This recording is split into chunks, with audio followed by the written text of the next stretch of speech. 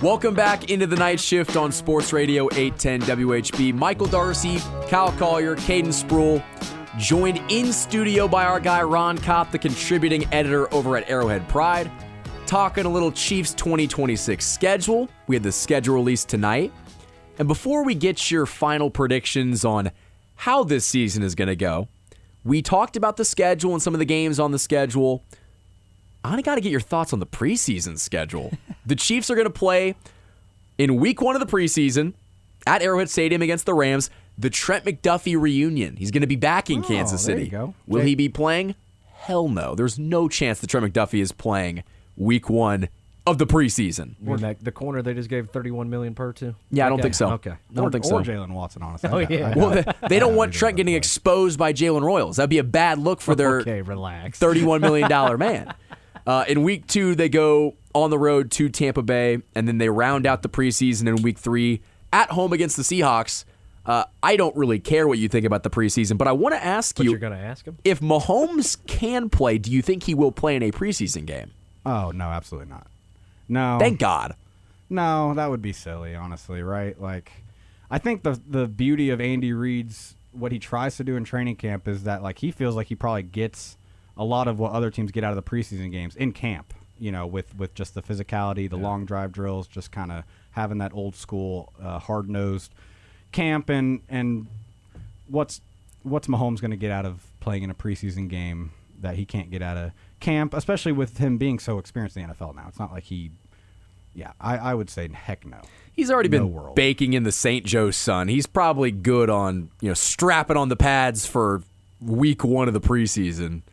Well, yeah, I mean, no, it's just there's no reason. It would be very dumb. It would be very foolish if he steps foot with a cleat on his foot. If he's on the turf, or I guess it's not turf. If he's on the natural grass, I'm going to be a little upset. I will say Mahomes is the type where I could see him uniforming up, like going through the pregame routine himself, wanting to like kind of get into the rhythm, and then obviously not playing.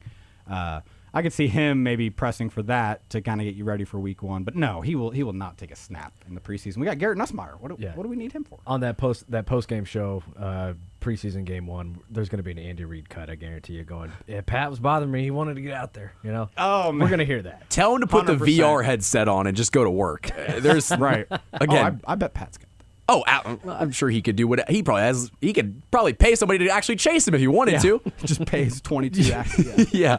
But I think we're all on board with Patrick Mahomes not taking a single snap in the preseason. But getting back into the actual games that matter, we've gone over some of the pivotal stretches in this schedule. The 3-game stretch against potential playoff teams in the Bills, Rams, and Bengals. I will say the Bengals have not made the playoffs in 3 years, so they're not really a playoff team, but they've got the talent on paper. They've also got a lot better this offseason. But, Ron, you're very optimistic about this team. Yes. And I think the way the schedule played out, at least in the beginning, lends its way to some maybe not easy W's, but the Chiefs getting off to a quick start. So I want to ask you, when you look at this schedule, what do you think the Chiefs' final record is? I really am of the belief that the Chiefs will have a vintage 5-0, 6-0, or maybe there's one loss in there, but a strong start to the season. I think the schedule, leads to that, and then it gives them that kind of that allowance to maybe lose some games down the stretch.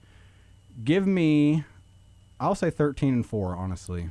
I know it's a high record, it's a big record, but we have to understand where this team, how much work this team has done to correct the mistakes, from the last few years. And I really feel like Andy probably knew there were mistakes to correct even before last year, but with the team's track record of success, like how are you going to shake up the offensive coaching staff the way they did this year before, it all fell apart? And, maybe it's a silver lining that it all fell apart last year that bad, because it really made Andy Reid make sure, he got his stuff together in terms of the coaching staff. You can already hear that the coaching is doing more than it was before at certain positions, which is sad. But it's great. But it's very sad. It is so sad. It's insane. All that to say, yeah, I think 13-4. I think this team is winning the division and is just as much of a Super Bowl contender as they have been in the last 3, 4, 5 years. So where are those hiccups on the schedule? Where are those 4 games? Because I don't doubt that they could get hot and start off 4, maybe 5-0.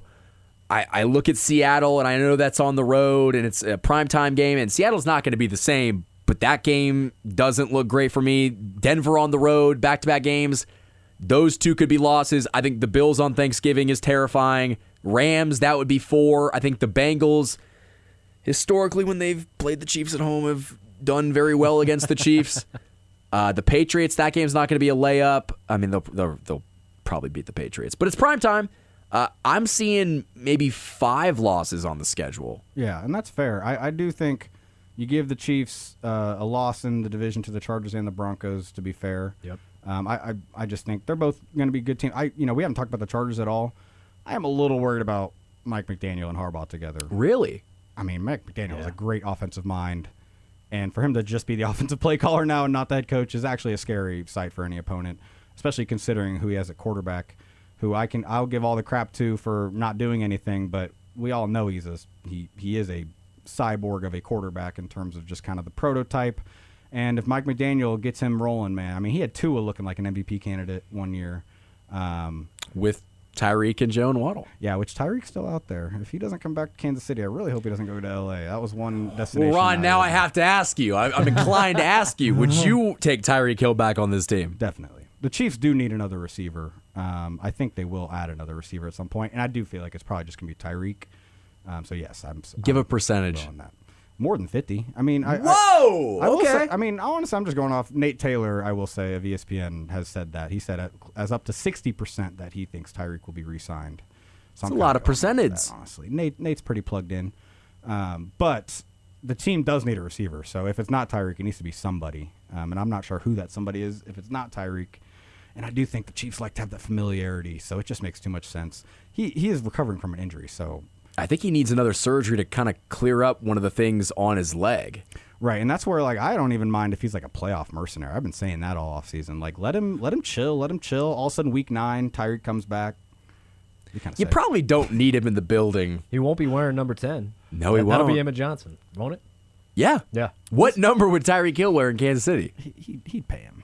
He'd get that 10 back. Yeah. Honestly, I don't even know if he has to pay him. 10 is an awful running back number. I can't believe we have it again. I'm sorry. I agree. I was over it with Pacheco. What about R. Mason Thomas, who had 34? Yeah, thank God he changed. It's 51 now, right? Yes, it is 51. Snatch Dana's number right from him.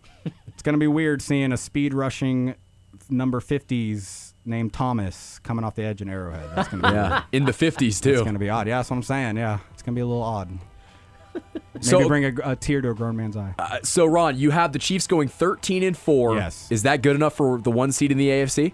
Ooh, yes. Okay. Yes. No, I think the Chiefs are. I think the Chiefs did what they needed to do to retool. Seems like there's Mahomes. We're gonna forget Mahomes was even injured by week 1, aren't we? Like he's just gonna be completely fine. And this team's back, man. 6-11 was such an anomaly. They're gonna bounce back. God, I hope you're right. That's Ron Kopp, the managing editor over at Arrowhead Pride. Keep listening to The Night Shift on Sports Radio 810 WHB.